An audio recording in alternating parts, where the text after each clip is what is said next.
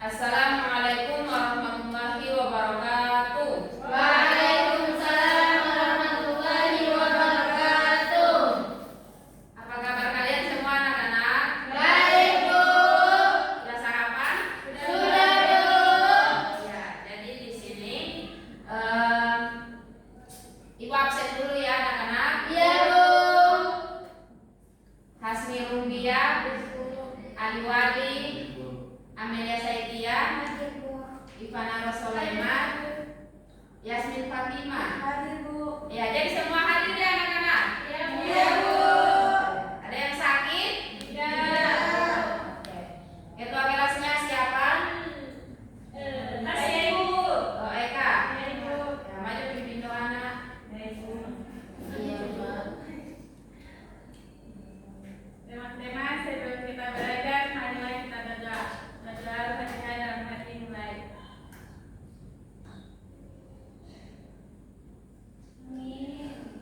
Doa selesai. Ya, terima kasih. Ibu. Ada yang tahu Ibu mau mengajar tentang apa? Inspirasi Quran yang berdasarkan alam. Ya, baik. Di sini ada konten. Yang pertama, inspirasi Al-Quran tentang alam. Yang kedua ada implementasi nilai Qurani. Yang kedua tentang tantangan pelestarian alam, dan yang ketiga itu Implementasi nilai Quran. iya, baik. Kemudian ada inspirasi Al-Quran tentang alam. Kita masuk kepada ayat-ayat pelestarian lingkungan. Ada yang bisa baca? Saya Ibu. Ya, silakan. Konsep khalifah di bumi. Al-Quran menegaskan manusia sebagai khalifah yang bertanggung jawab menjaga keseimbangan alam dan memanfaatkan sumber daya dengan bijaksana. Larangan merusak alam. Ayat-ayat Al-Quran dengan tegas melarang tindakan merusak lingkungan karena dapat menimbulkan bencana dan ketidakseimbangan ekosistem. Kemudian prinsip keseimbangan ekosistem. Al-Quran mengajarkan bahwa Allah menciptakan alam semesta dalam keseimbangan sempurna yang harus dijaga oleh manusia. Air sebagai sumber kehidupan. Berbagai ayat menekankan pentingnya air sebagai sumber kehidupan yang harus digunakan secara bijaksana dan tidak dirusak. Sudah Ibu. Ya, makasih. Beri aplaus dulu kepada saudara. Ya, jadi ayat-ayat Al-Quran ini dan ajaran Islam menekankan pentingnya menjaga lingkungan hidup sebagai amanah dari Allah Subhanahu wa Ta'ala. Beberapa ayat yang relevan antara lain ada dalam Al-Quran surat Al-A'raf ayat 56. Ada yang bisa baca Quran surat Al-A'raf? Saya Ibu. Ya, silakan nak. Ayat berapa tadi Ibu? Ayat 56. أعوذ بالله من الشيطان الرجيم ولا تفسدوا في الأرض بعد إصلاحها وادعوه خوفا وطمعا إن رحمة الله قريب من المحسنين. Artinya, dan janganlah kamu berbuat kerusakan di bumi setelah diciptakannya dengan baik. Berdoalah kepadanya dengan rasa takut dan penuh harap. Sesungguhnya rahmat Allah sangat dekat kepada orang yang berbuat kebaikan. Ya, terima kasih. Jadi dalam Quran surat Al-A'raf ini dia menjelaskan tentang kita tidak boleh merusak apa ini merusak di darat dan di laut. Nah, jadi dalam ayat-ayat pelestarian alam ini ada juga dalam Quran surat Al-Rum ayat 41. Ada yang bisa baca? Saya, Bu. Ya, dipersilakan Nak Yasmin. Aku ayat 41, ya, Bu. Ya.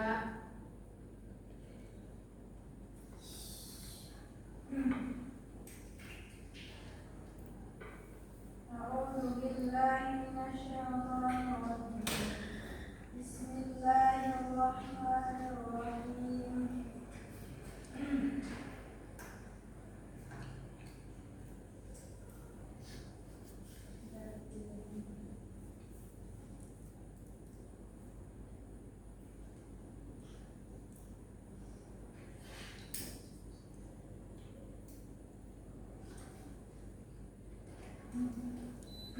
Zahara fasadil barri wal bahri bima kasabat aydin nas liyudhiqahum ba'dal ladzi 'amilu la'allahum yarji'un. Yang artinya telah tampak kerusakan di darat dan di laut karena perbuatan tangan manusia, supaya Allah merasakan kepada mereka sebagian dari dampak perbuatan mereka. Semoga mereka kembali ke jalan yang benar. Ya, terima kasih. Jadi di sini ayat-ayat kelestarian lingkungan ini menjelaskan bahwa kita tidak boleh merusak alam dan lingkungan. Kemudian ada juga dalam Al-Quran surat Al-Baqarah ayat 30. Ada yang bisa baca surat Al-Baqarah ayat 30? Saya Bu. Ya, silakan Pak Marwati.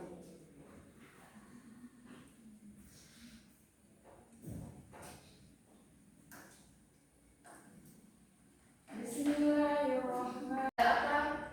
Merusak alam dan lingkungan. Kemudian ada juga dalam Al-Quran surat Al-Baqarah ayat 30. Ada yang bisa baca surat Al-Baqarah ayat 30? Saya Bu. Ya, silakan Pak Marwati.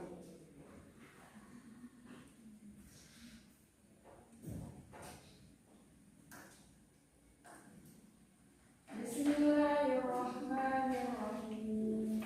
Wa idh qala rabbuka lil malaikati inni ja'ilun fil ardi khalifah qalu ataj'alu fiha man yufsidu fiha wa yasfiku ad-dima' wa nahnu nusabbihu bihamdika wa nuqaddisu lak qala inni a'lamu ma la ta'lamun. Artinya, dan ingatlah ketika Tuhanmu berfirman kepada para malaikat, Aku hendak menjadikan khalifah di bumi. Mereka berkata, apakah engkau hendak menjadikan orang yang merusak dan menumpahkan darah di sana, sedangkan kami bertasbih memujimu dan menyucikan namamu. Dia berfirman, sungguh aku mengetahui apa yang tidak kamu ketahui. Ya, terima kasih. Dari atas dulu, Pak. Ya, jadi di sini ayat-ayat ini menegaskan bahwa manusia memiliki tanggung jawab sebagai khalifah di muka bumi untuk menjaga kelestarian lingkungan dan tidak melakukan kerusakan. Kerusakan lingkungan akan berdampak buruk bagi manusia, makhluk hidup lainnya, serta merupakan perbuatan yang dibenci oleh Allah Subhanahu wa taala. Kemudian di sini ada manusia sebagai khalifah. Ada yang bisa baca yang pertama? Ya, silakan. Khalifah dalam Islam. Khalifah berarti wakil Allah di bumi yang diberi amanah untuk memakmurkan dan menjaga keseimbangan alam sesuai ketentuan Al-Quran. Tanggung jawab melestarikan alam. Al-Quran mengajarkan bahwa manusia sebagai khalifah memiliki kewajiban menjaga kelestarian lingkungan dan menjaga kerusakan ekosistem. Pemanfaatan sumber daya bijak. Inspirasi Al-Quran mengajarkan pemanfaatan sumber daya alam secara adil dan berkelanjutan tanpa berlebihan untuk keberlangsungan generasi mendatang. Ya, baik, terima kasih.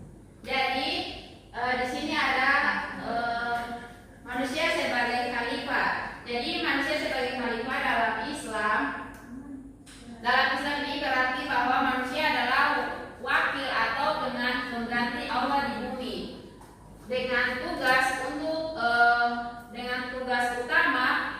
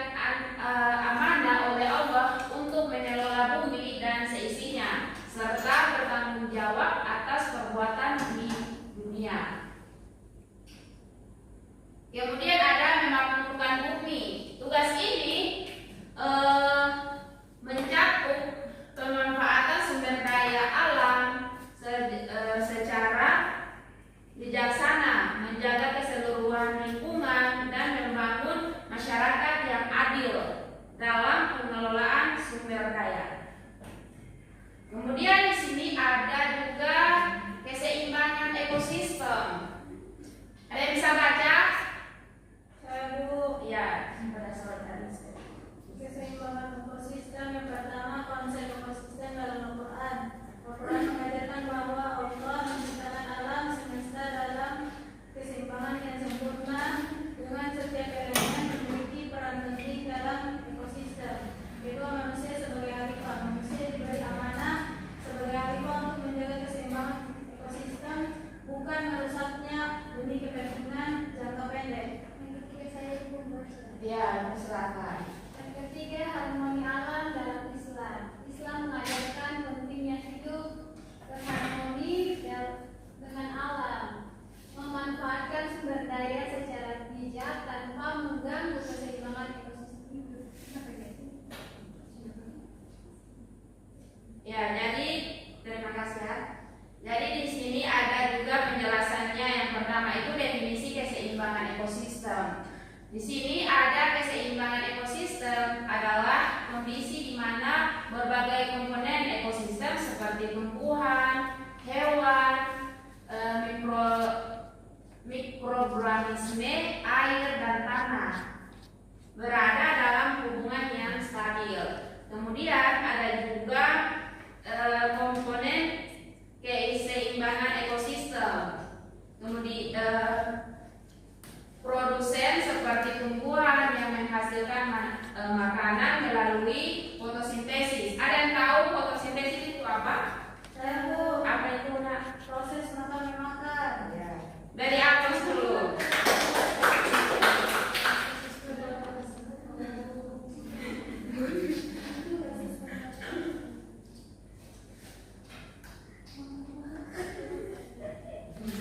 Ya, jadi di sini ada juga pentingnya keseimbangan ekosistem. Keseimbangan ekosistem sangat penting untuk mendukung keberlangsungan makhluk hidup di bumi.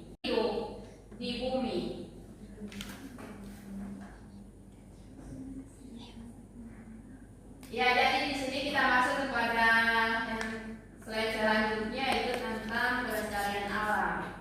Ada yang tahu tentang kelestarian alam? Ya, silakan. Jangan memotong pohon sembarangan. Ya, apalagi? Buang sampah sembarangan. Ya, beri aplaus dulu. Ya, jadi di sini kita masuk kepada kerusakan lingkungan saat ini. Jadi yang pertama itu ada deforestasi hutan.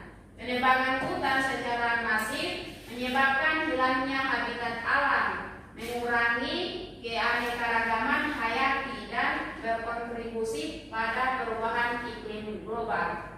Ada yang bisa baca yang kedua? Nomor 2. Saya Bu. Ya, kepada Maranti. Nomor 2, pencemaran air. Limbah industri dan rumah tangga mencemari sungai dan laut, merusak ekosistem akuatik dan mengancam ketersediaan air bersih bagi makhluk hidup. Ada yang bisa baca yang ketiga? Saya Bu. Ya, silakan. Polusi udara, emisi gas rumah kaca dan partikel berbahaya menurunkan kualitas udara, menyebabkan penyakit pernapasan dan memperparah efek pemanasan global. Ya, terima kasih. Jadi, kerusakan alam mencakup pada penurunan kualitas lingkungan yang disebabkan oleh faktor alam atau aktivitas manusia, termasuk hilangnya sumber daya alam, kerusakan ekosistem, dan kepenuhan spesies. Kemudian, kerusakan alam dapat disebabkan oleh bencana alam seperti letusan gunung berapi, apalagi? Ya, apalagi? Gempa bumi. Ada juga penyebab kerusakan alam. Di sini ada bencana alam, letusan gunung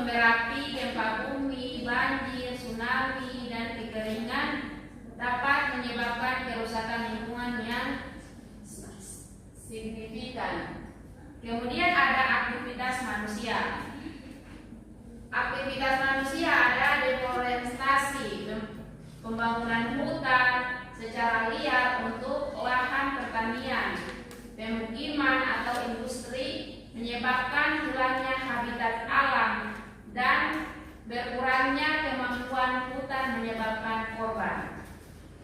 Jadi di sini ada juga polusi. Polusi ini menyebarkan air, udara, dan tanah oleh limbah industri, sampah domestik, dan bahan kimia.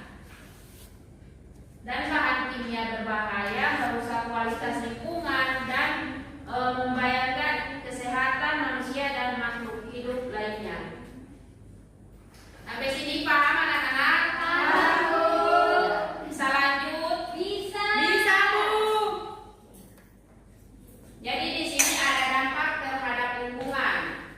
Dampak terhadap lingkungan ini, silakan. Dampak terhadap kehidupan.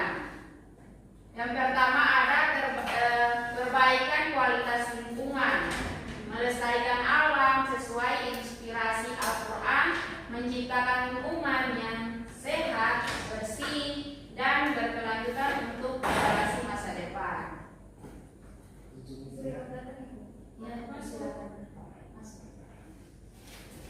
Yang kedua ada keseimbangan ekosistem. Keseimbangan ekosistem ini menjaga keseimbangan alam, mempertahankan keanekaragaman hayati dan ekosistem yang stabil, mendukung kehidupan semua makhluk hidup. Kemudian di sini ada kesejahteraan masyarakat. Kesejahteraan masyarakat ini pelestarian alam berdasarkan ajaran Al-Quran, meningkatkan kesehatan, ekonomi, dan kualitas hidup masyarakat secara menyeluruh. Iya.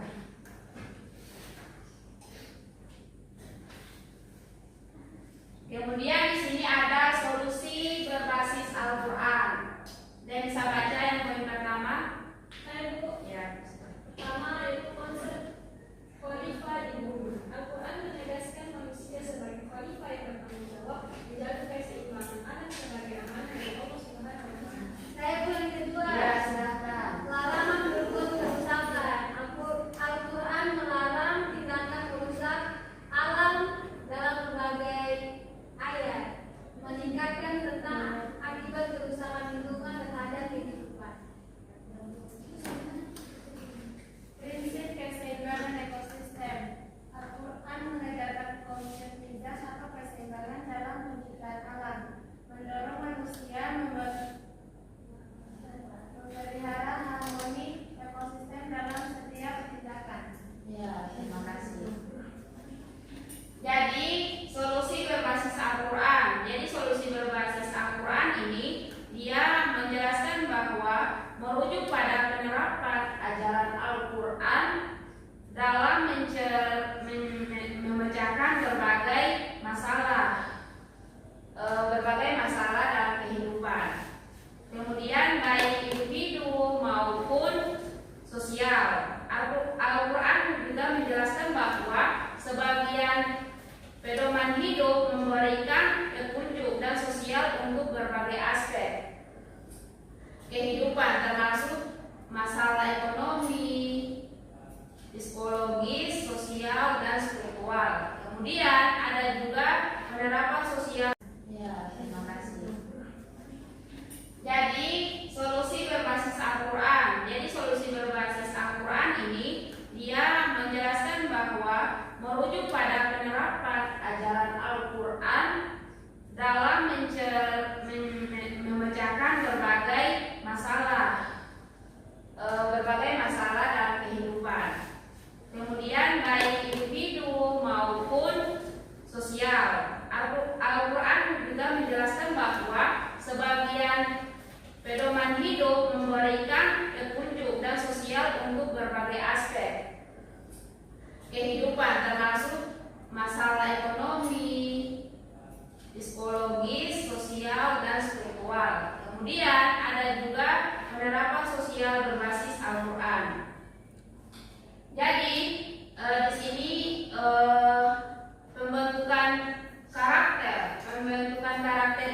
dia menjelaskan bahwa membaca dan memahami Al-Quran serta mengamalkan nilai-nilai yang membentuk karakter siswa yang sesuai dengan ajaran Islam. Kemudian ada juga penyelesaian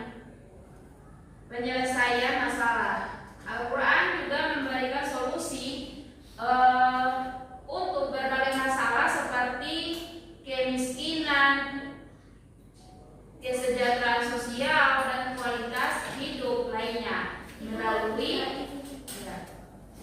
melalui pendekatan holistik yang tidak hanya menyerut aspek material dan juga spiritual dan psikologis. Kemudian di sini ada juga menjaga keutuhan. Menjaga keutuhan ini dia mempelajari dengan menjaga keahlian Al-Quran termasuk dalam bentuk hafalan dan pemahaman, merupakan upaya penting untuk menjaga kemungkinan ajaran Islam. Kemudian di sini kita masuk pada implementasi nilai Qurani.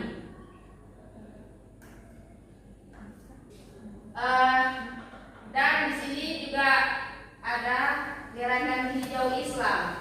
Ada yang bisa baca? Ya. Yang poin pertama, landasan. Pertama yaitu landasan Al-Quran dan kehidupan. Al-Quran menyediakan banyak ayat yang menekankan para manusia sebagai khalifah yang bertanggung jawab menjaga keseimbangan alam semesta. Yang kedua, Ya, lanjut. larangan merusak lingkungan. Al-Quran secara tegas melarang merusak alam, mengingatkan bahwa kerusakan bumi terjadi akibat perbuatan manusia sendiri. Ya.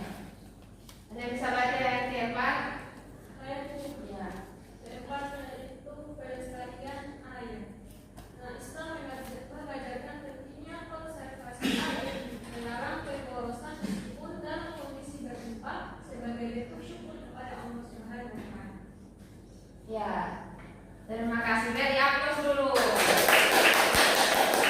Jadi gerakan hijau Islam ini dia menjelaskan bahwa gerakan lingkungan yang berlandasan ajaran Islam yang bertujuan untuk melestarikan alam dan lingkungan melalui prinsip-prinsip Islam. Gerakan ini muncul sebagai respons terhadap isu-isu lingkungan yang semakin mendesak seperti perubahan iklim dan kerusakan ekosistem. Kemudian di sini ada juga gerakan hijau. Beberapa poin penting dalam gerakan hijau Islam ini yang pertama ada dasar ajaran. Dasar ajaran ini dasar ajaran ini gerakan ini berakar pada keyakinan bahwa Islam mengajarkan untuk menjaga alam sebagai ciptaan Allah dan memelihara kehidupan ekosistem. Jadi kita sebagai makhluk hidup, kita harus menjaga lingkungan kita agar lingkungan kita itu terlihat bersih dan nyaman. Kemudian di sini ada aktivitas. Aktivitas ini melibatkan berbagai aktivitas seperti kampanye pendidikan, penelitian, advokasi kebijakan, serta aksi nyata di lapangan seperti penanaman pohon, pengelolaan sampah, dan pelestarian sumber daya alam. Jadi kita harus menjaga lingkungan. Yang pertama itu jangan buang sampah. Ya, jadi kita harus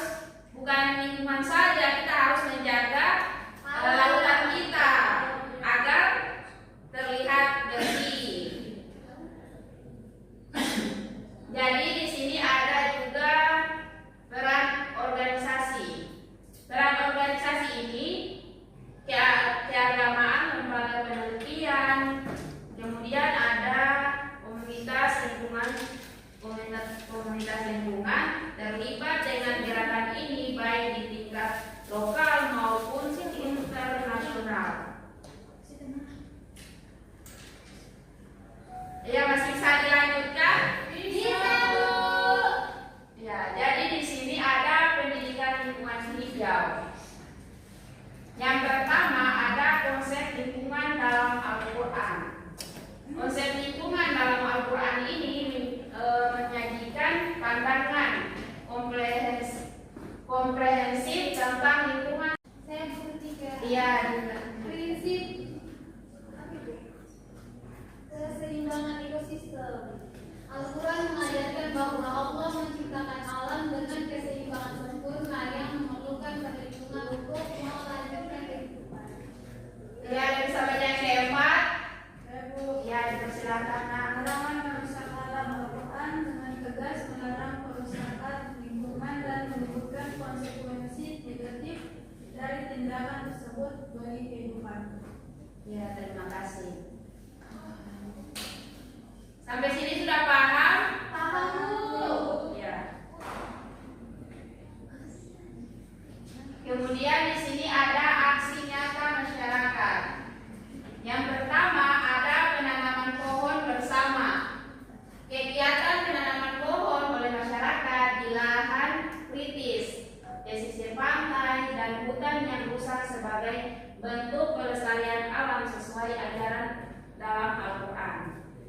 Kemudian yang kedua ada gerakan bersih sungai. Ada yang bisa baca, Mbak Isti? Tolong dibacakan. Yang kedua. Ya, Bu. Ya. Gerakan bersih sungai.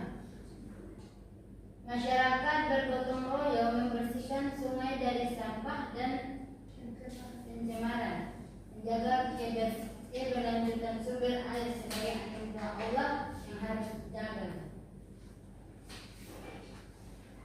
Ada yang bisa baca yang ketiga? Amin. Ya, nah ambil baca yang ketiga. Saya Ayah. Ketiga yaitu bank sampah komunitas, pengelolaan sampah berbasis masyarakat dengan sistem terkumpulan dan nelayan dan daur ulang untuk mengurangi pencemaran lingkungan sesuai prinsip khalifah. Ya, terima kasih. Jadi di sini aksi nyata masyarakat dia merujuk pada tindakan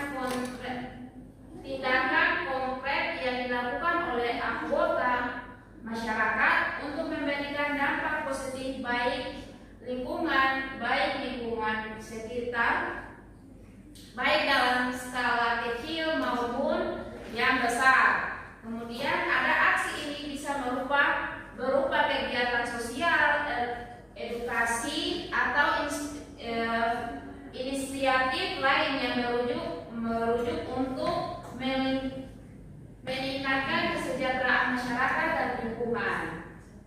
Kemudian di sini ada juga kegiatan sosial. Kegiatan sosial ini dia kerja bakti. Ada yang tahu kerja bakti itu apa? Tahu. Tahu. Membersihkan lingkungan. Iya. Gotong royong. Ya, beri aplaus dulu. Jadi di sini ada juga bakti sosial. Bakti sosial ini dia memberikan bantuan kepada masyarakat yang membutuhkan, seperti memberikan makanan, pakaian, atau kebutuhan pokok lainnya. Jadi di sini ada juga penyuluhan. Penyuluhan ini dia memberikan informasi dan edukasi kepada masyarakat mengenai berbagai isu penting seperti kesehatan, lingkungan, atau hukum. Kemudian ada juga peringatan hari besar, mengadakan acara atau kegiatan untuk memperingati hari-hari besar nasional atau keagamaan. Hari-hari besar nasional apa saja? Hari Pancasila. Ya, apalagi? Hari kemerdekaan 17 Ya, apalagi? Ya. Hari Guru Nasional. Pintar sekali anak-anak. Tepuk tangan dulu. Jadi di sini ada juga kegiatan edukasi. Kegiatan edukasi ini dia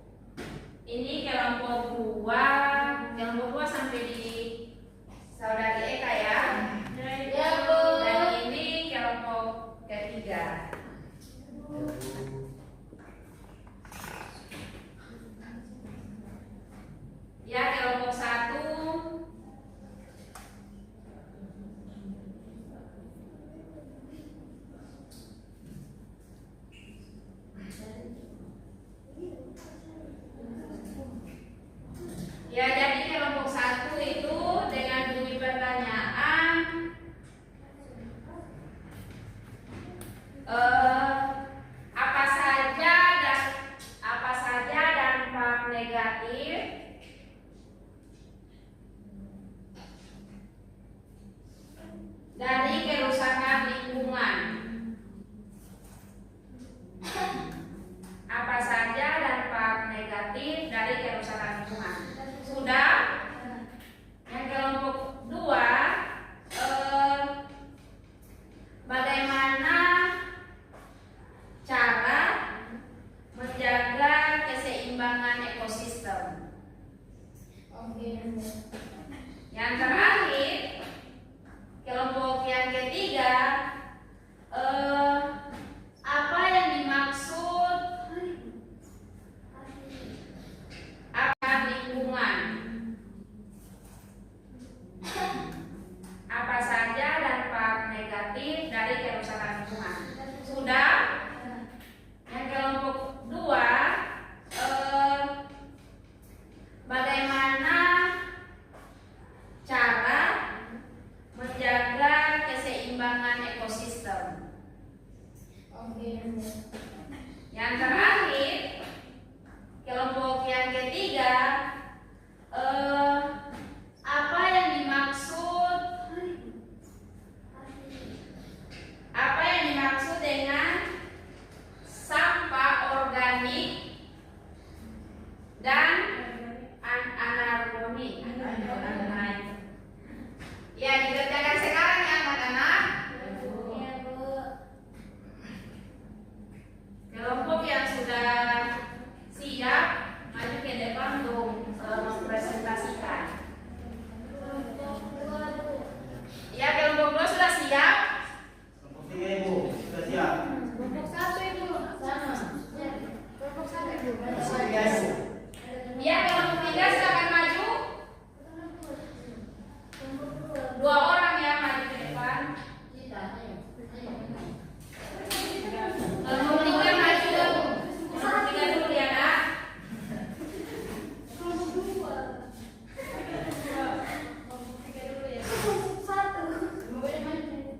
Ya, didengarkan temannya yang lagi presentasi. Ya, Bu. Ya, langsung saja di sini kami dari kelompok 3. Assalamualaikum warahmatullahi wabarakatuh teman-teman. Waalaikumsalam warahmatullahi wabarakatuh. Di sini kita akan menjawab Ya. soal dari Ibu kepada teman saya jadi pertanyaan. Apa yang dimaksud dengan sampah organik dan anorganik? Nah, sampah organik dan anorganik adalah dua jenis sampah yang berbeda berdasarkan sumber dan sifatnya. Yang pertama, sampah organik. Nah, sampah organik ini adalah sampah yang berasal dari bahan alami yang dapat diurai oleh mikroorganisme seperti sisa makanan, daun dan ranting, kotoran hewan, dan sampah dapur. Nah, sisa makanan yang tidak terpakai seperti sayuran, kemudian buah-buahan, dan daging. Kalau daun dan ranting yang diajarkan kotoran hewan yang dapat digunakan sebagai pupuk dan sampah dapur yang berasal dari sisa makanan dan bahan alami lainnya. Nah, kalau sampah organik dapat diolah atau didaur ulang menjadi pupuk kompos yang digunakan untuk menyuburkan tanah dan tanaman. Salah. Ya, sampah organik. Sedangkan sampah anorganik adalah sampah yang berasal dari bahan-bahan dehidrasi atau buangan manusia yang tidak dapat terurai oleh mikroorganisme seperti plastik. Yang ini bahan-bahan yang bisa didaur ulang.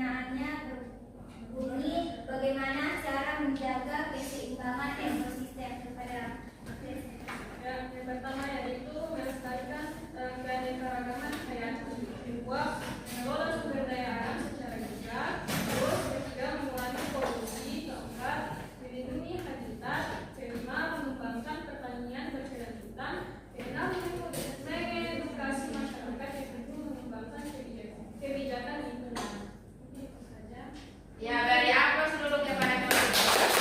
Selanjutnya yang terakhir kelompok 1.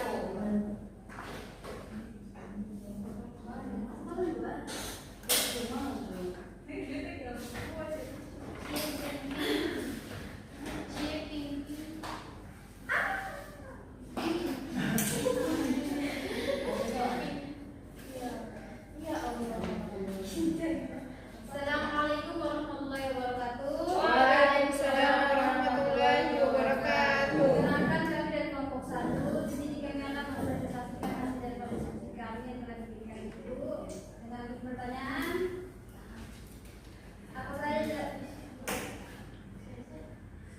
dampak negatif dari bersurat ke misalkan bersama. Sini guru materi akan membacakan akibat daripada diskusi kami. Jadi dampak itu yaitu pencemaran udara dan air, perubahan iklim, bencana alam seperti banjir dan tanah longsor serta hilangnya ketika keanekaragaman hayati. Jadi dampak yang pertama itu kesehatan manusia. Penyakit pencemaran udara dan air dapat menyebabkan berbagai penyakit pernapasan, kanker, masalah kulit dan gangguan pencernaan. Yang kedua itu kualitas hidup. Ini akan berteman pada menurunkan kualitas hidup secara keseluruhan termasuk akses terhadap air bersih dan udara bersih. Yang kedua itu ekosistem. Hilangnya keanekaragaman hayati, kerusakan habitat seperti deforestasi dan pencemaran dapat menyebabkan kepunahan spesies dan hilangnya keanekaragaman hayati. Yang ketiga itu perubahan iklim. Kemenasan, terjadinya banjir dan tanah longsor, kerusakan hutan dan drainase yang buruk dapat memicu banjir dan tanah longsor, terutama di daerah yang rentan. Dari amplos dulu. Ya, jadi tugasnya itu minggu depan ya. Iya, Ibu nanti kasih. Ibu nanti share di grup.